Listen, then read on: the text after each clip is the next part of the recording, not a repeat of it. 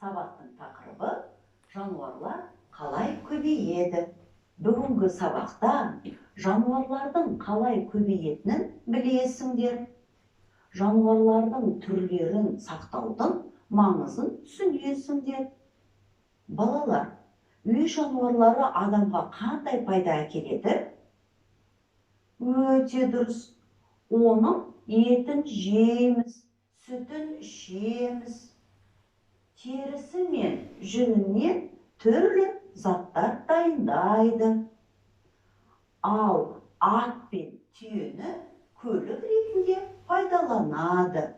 Балалар, бейнеленген жануарлардың сыртқы белгілеріне қарай отырып, оларды сипаттап көрейікші. Мына жануарлардың барлығы бірдей ме? Дұрыс айтасыңдар, балалар. Әрине бірдей емес. Олар әртүрлі. Ал егер де барлығы бірдей болса, онда не болар еді? Иә, онда жануарлардың түрі біреу ғана болар еді. Бізге қызықсыз болар еді. Әрі оларға жейтін азық жетпей де қалатын еді. Дұрыс, балалар, тамаша. Олай болса, жануарлар қалай көбейеді екен? Ал сендер жануарлар қалай көбейеді деп ойлайсыңдар? Жақсы, балалар. Онда жануарлардың қалай көбейетінін барлығымыз бірге зерделеп көрейік. Балалар, жұмыртқадан не пайда болады деп ойлайсыңдар? Дұрыс, балалар. Жұмыртқадан құстың балапаны пайда болады. Жұмыртқадан жылан, тасбақа, қолтырауын да өсіп шығады. Сондай-ақ бунақденелілер де жұмыртқадан көбейеді. Ендеше, балалар, құстар, бауырымен жорғалаушылар, бунақденелілер жұмыртқа салады. Құстар жұмыртқаларын басып шығарады. Балапандарын қоректендіріп, қорғап өсіреді.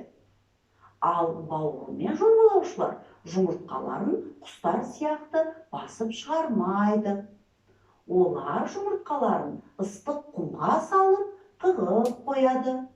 Мезгілі жеткенде жұмыртқа жарылып, ішінен кішкентай бауырымен жорғалаушылар өсіп шығады.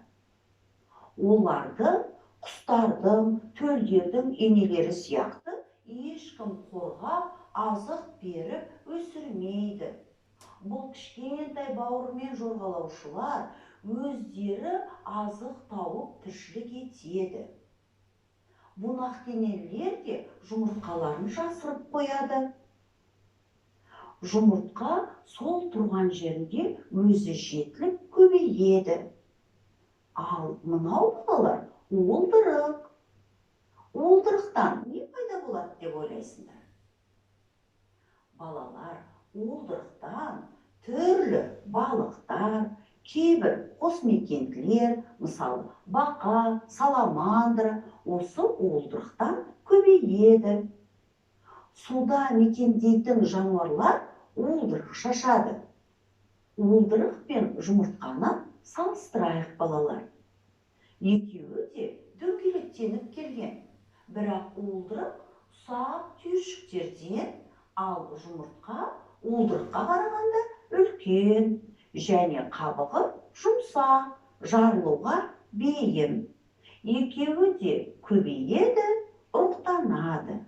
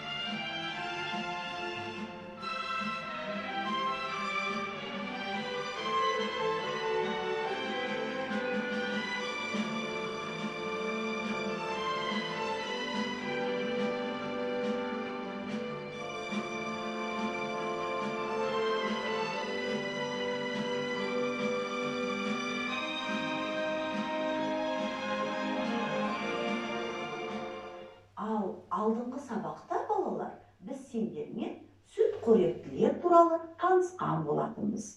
Сүтқоректілер өз балаларын тірі туады. Мысалы, аю, жолбарыс, қасқыр, сондай-ақ үй жануарлары, сиыр, жылқы, қой, ешкі, тағы да басқалары. Бұл сүтқоректілер өз төлдерін сүтімен бағады, өсіреді, қорғайды. Ал жабайы жануарлардың үй жануарларынан тағы да бір ерекшелігі, олар өз балаларына қосымша азық таба алуға, жауынан қорғана алуға, өздігінен тіршілік ете алуға үйретеді. Жануарларды бағалы терісі мен еті, уылдырығы үшін аулайды. Сол үшін олардың саны азайып кетеді. Сондықтан жануарларды балалайтын, уылдырық шашатын және ұя басатын кезеңде аулауға болмайды. Жануарлар азайып, жойылып кетуі мүмкін. Сонымен балалар, жануарлар түрлі жолмен көбейеді. Олардың бірі жұмыртқа салады. Не болмаса, тірі туады. Ал енді бірі уылдырық шашады. Оларды уылдырық шашатын жануарлар деп атайды.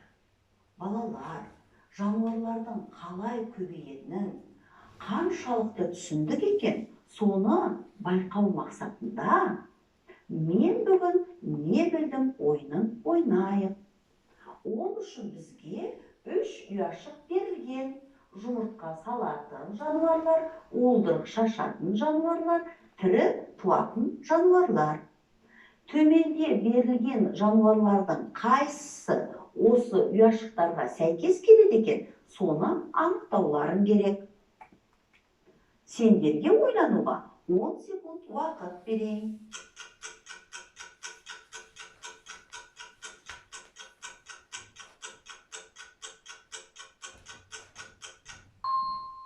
Дайын болсақ балалар, жауабымызды тексерейік. Керік тірі туатын жануарға жатады екен.